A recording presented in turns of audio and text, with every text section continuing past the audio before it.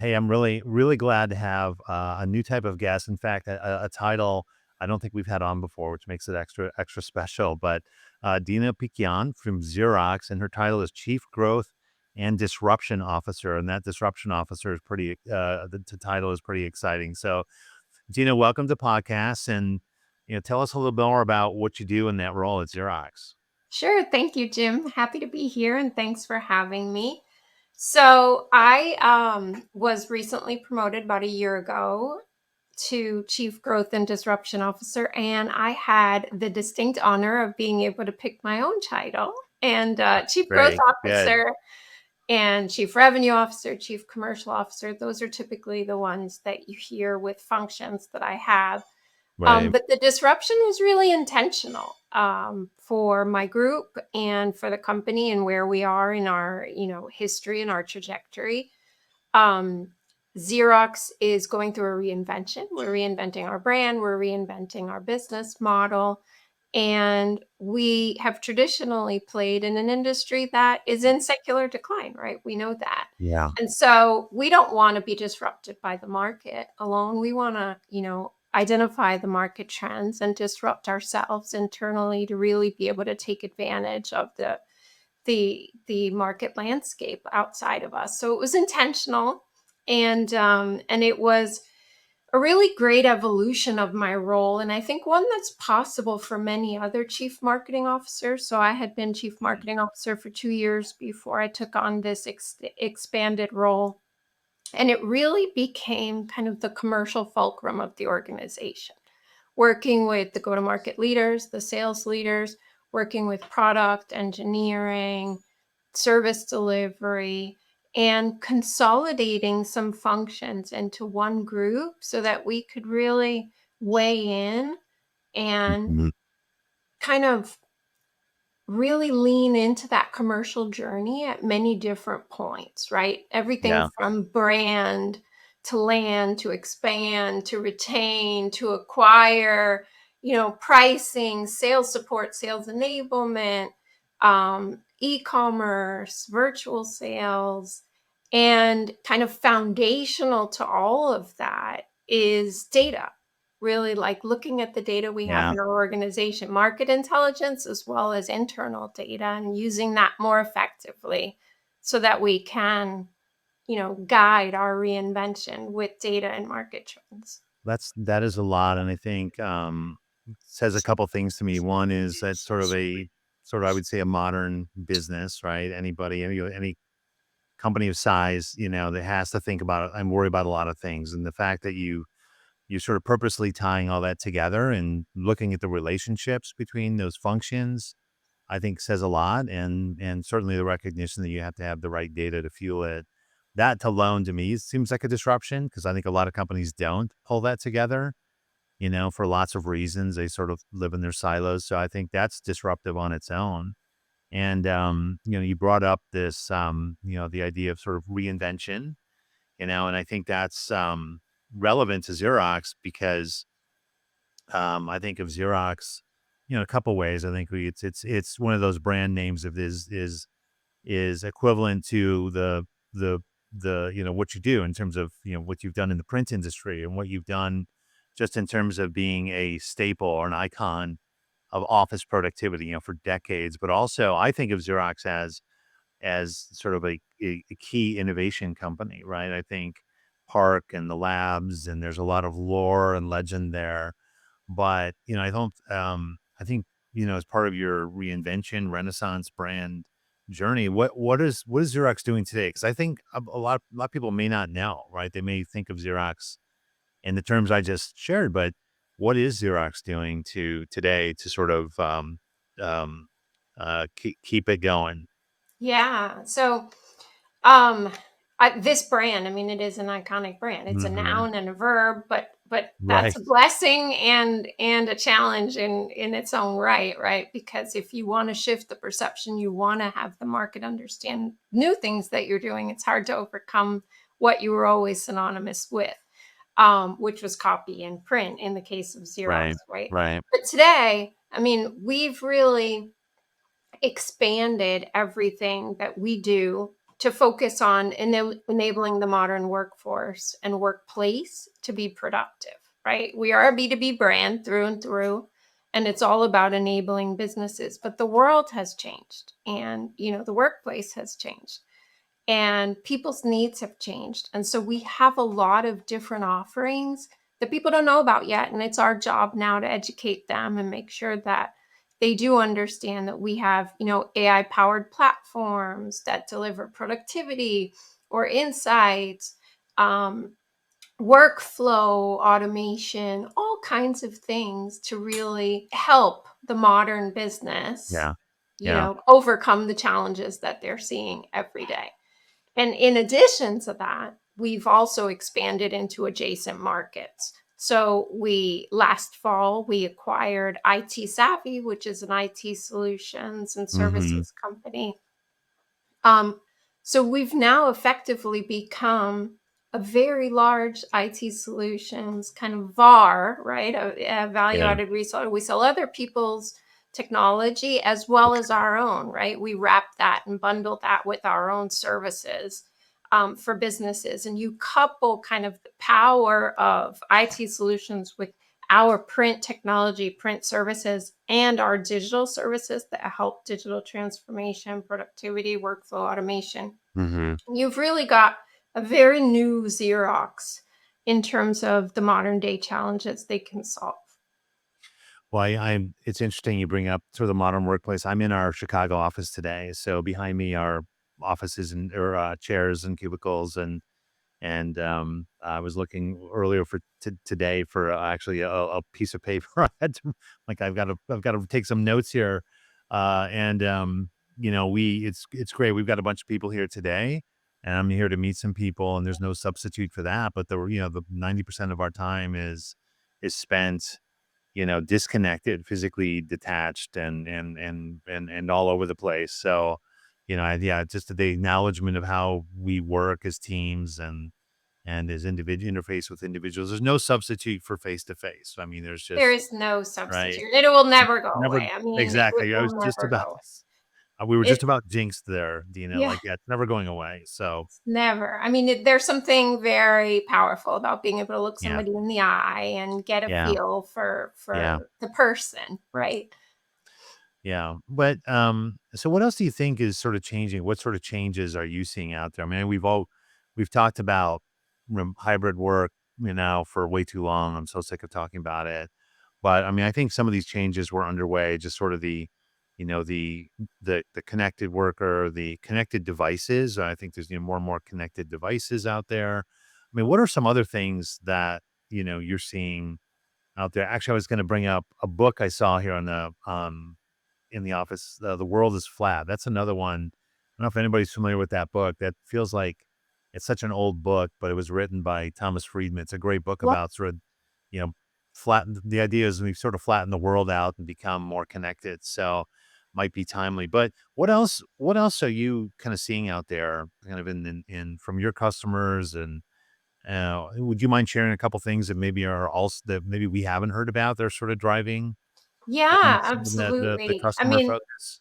hybrid, of course, right, is something everybody needs to solve for. Security as well, right? You've got to be able to enable Yeah. people to work securely wherever they're working. Sustainability is growing for us. It has been in Europe for a long time, actually, and becoming a Mhm. lot more front and center in terms of people's procurement and technology needs.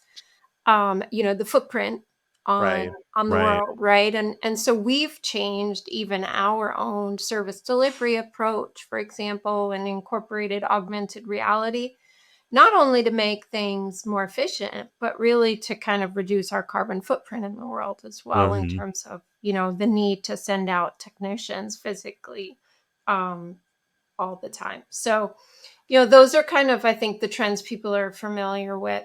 But there's also this need to help people kind of solve for this productivity challenge. There's so much data internally. There's disparate Mm. systems depending on the size of your company and business, right? But a lot of our larger enterprise companies have disparate systems.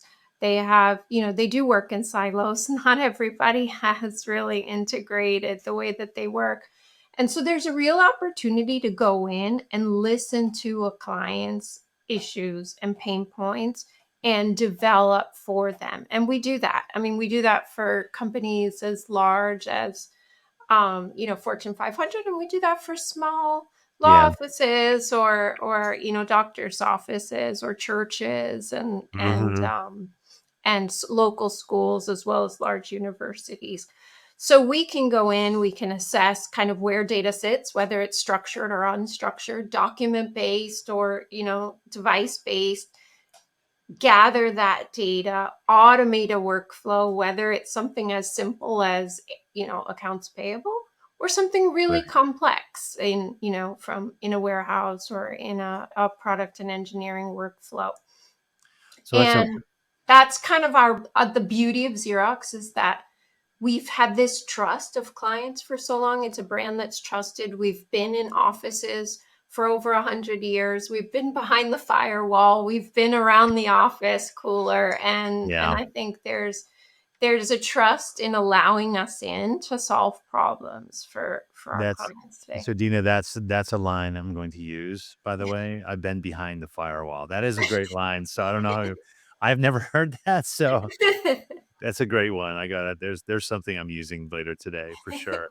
I mean, that's a variety of use cases and audiences and people you're trying to meet. What do you've been in here for 100 years, but they're been in this business and you've learned a lot over 100 years. But there's a whole you mentioned to me before a whole next gen decision maker. This is still a B2B business at heart, right? And you're behind the firewall and you built trust, but how do you as a growth sort of put on your growth officer lens? What are some of the challenges you have in kind of reaching those types of buyers? Yeah, so that I mean, we did a lot of research, or at least I did when I came into this seat as the CMO, kind of figuring out what do we have to build on and what do we need to Yeah. change from a brand perspective. And we do have an extremely strong and favorable opinion with 45 and over. I fall in that category, right? The people we know Xerox, we have a very favorable and strong opinion about Xerox. But there's this whole next gen kind of digitally native decision makers that are coming into positions today. They're making the decisions in businesses. That Mhm. 25 to 44 audience is kind of our sweet spot for that next gen decision maker.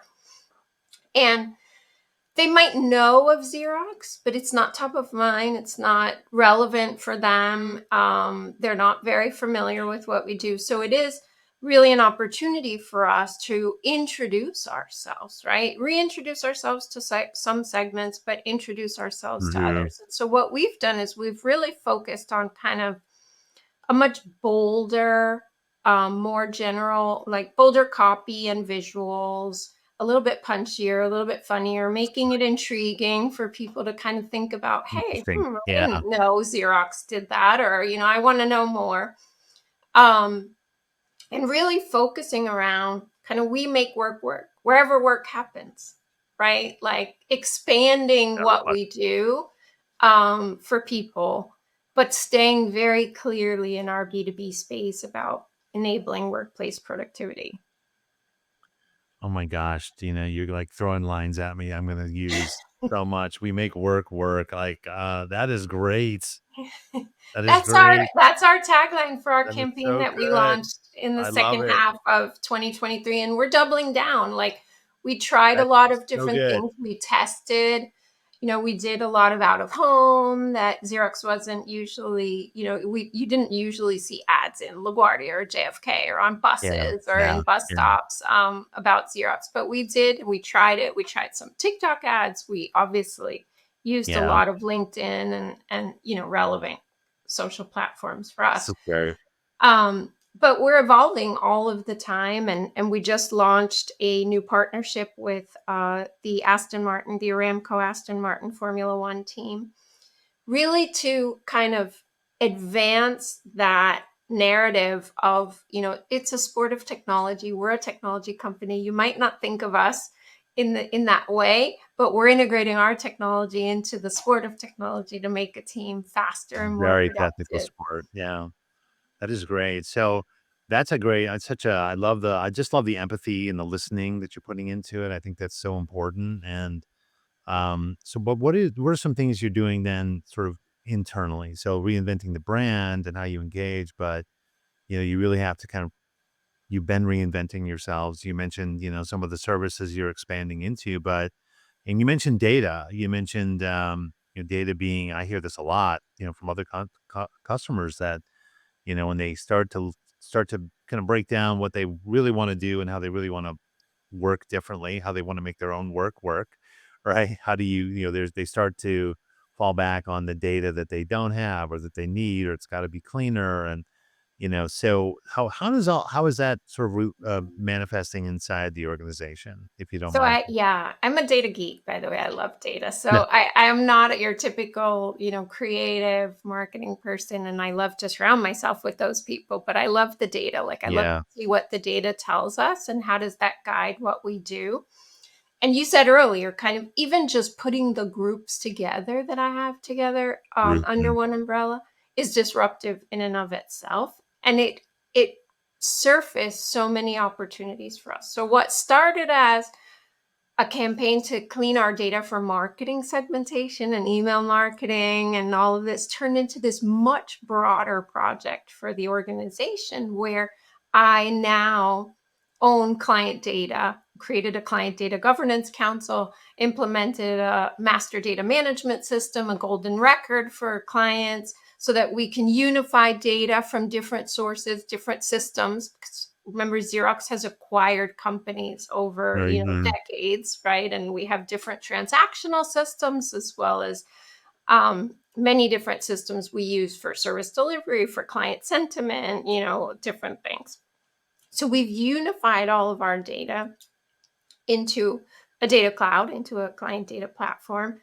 And now the use cases we're able to see, of course, to give more relevant marketing to buyers at the time they want it or need it, but also just to give better insights internally into how we're designing things and what we're doing with our offerings, with our service delivery plans, with many different things internally.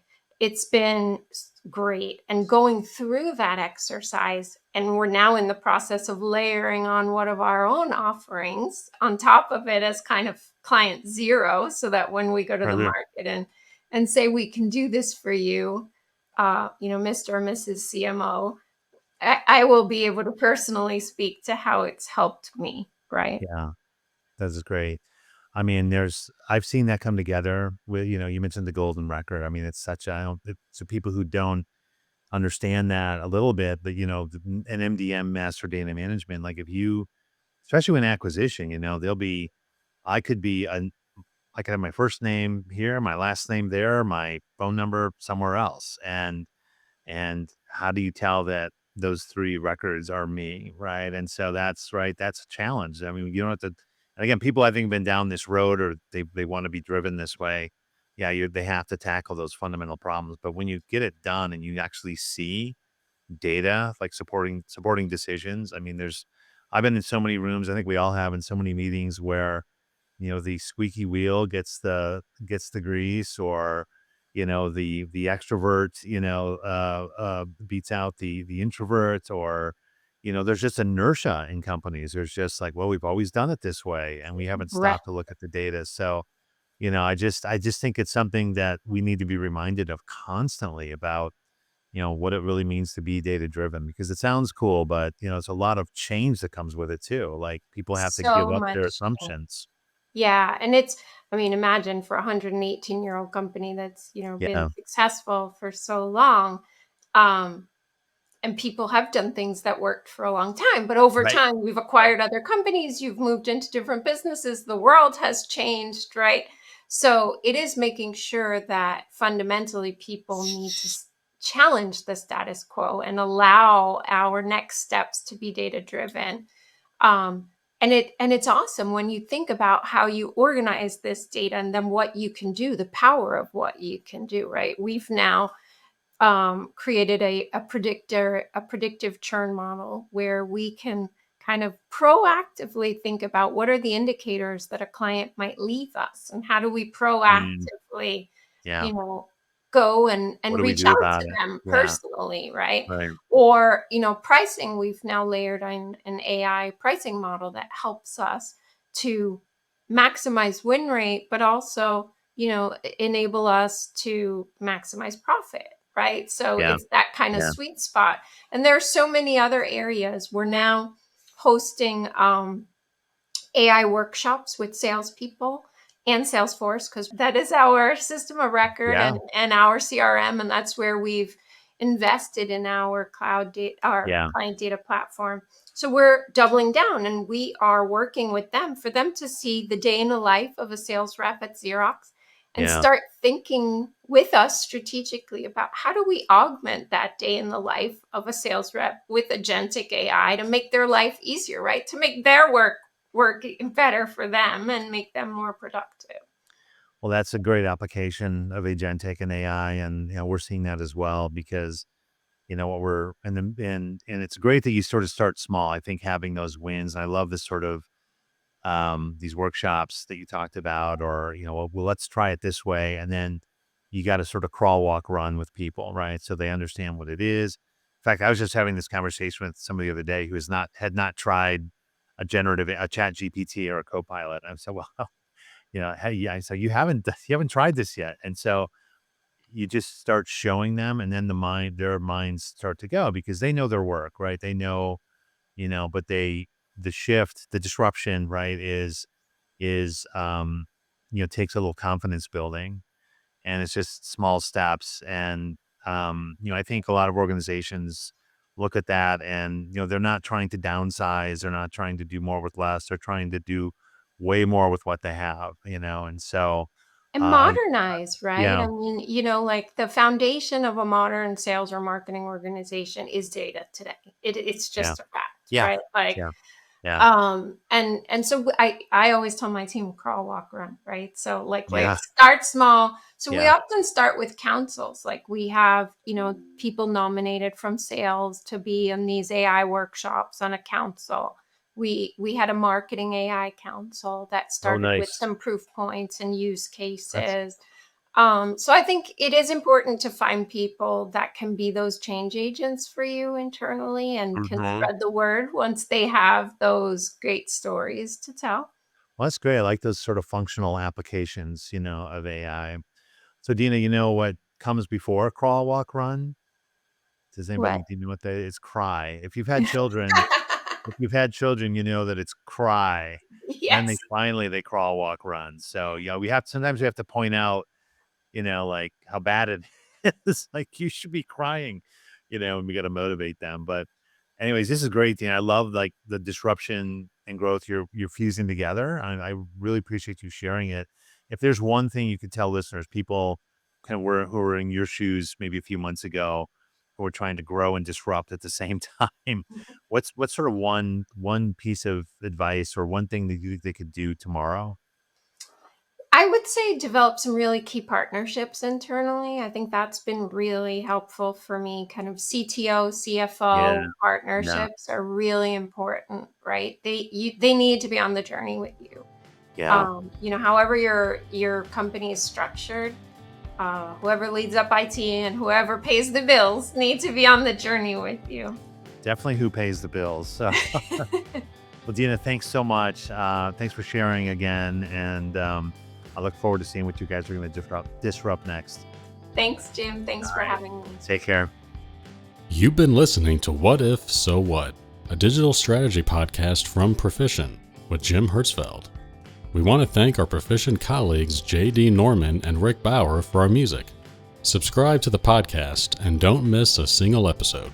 You can find this season along with show notes at proficient.com. Thanks for listening.